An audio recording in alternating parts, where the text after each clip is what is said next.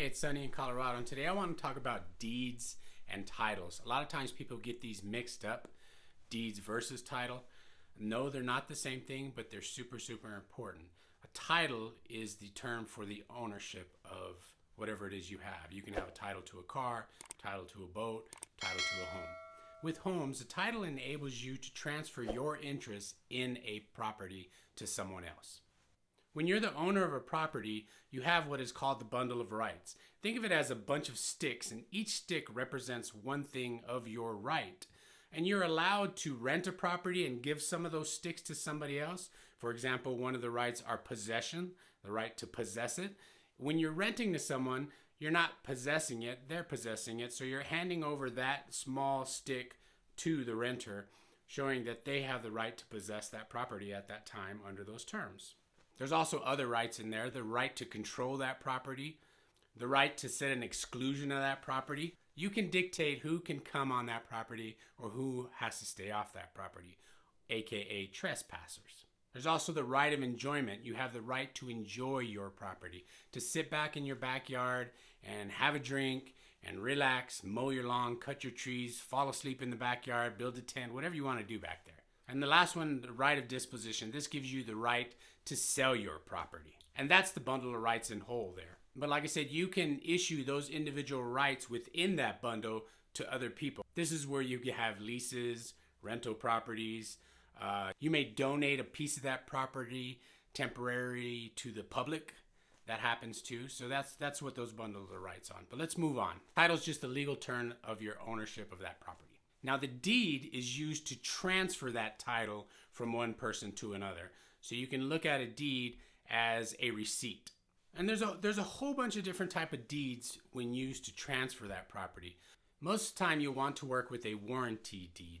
This gives you a warranty over the whole property and ensures that the property is free of any liens or encumbrances on the property, making sure you don't get a property and all of a sudden a carpenter shows up and says, "Ted did not pay me, now you owe me because you owe that property." A warranty deed will ensure none of that happens, and if it does, it'll take care and resolve the situation and clear that for you. But in any case, let's move on to a couple more other deeds that are common. A special warranty deed is the same as a warranty deed with all the warranties, except it only covers the last owner that is actually selling you the property. What they're saying is, I warranty to you that everything with this property is legit. There's no liens, there's no encumbrances, but I only know for the term that I have owned the property. I do not know if there's any liens from previous owners or any issues from previous owners. So that is what a special warranty deed will do. Then there's a quitclaim deed. Quitclaim deeds are usually seen in divorces or wherever somebody just needs to transfer that title to somebody to get other paperwork done. There's many ways to use these different type of deeds in certain scenarios. So as long as they meet the criteria for what you're trying to accomplish, you can switch to those type of deeds to accomplish your situation. And a quitclaim deed comes with no warranty whatsoever. So it's just you handing it over saying, I think I have some kind of interest in this property, but I'm now giving it to you, but I have no idea what can be going on with this property or if there's any liens or encumbrances involved. You have a bargain and sale deed. This is usually a as-is deed. Basically, what you see is what you get. We don't know anything about it, and that's it, and we're handing it over to you.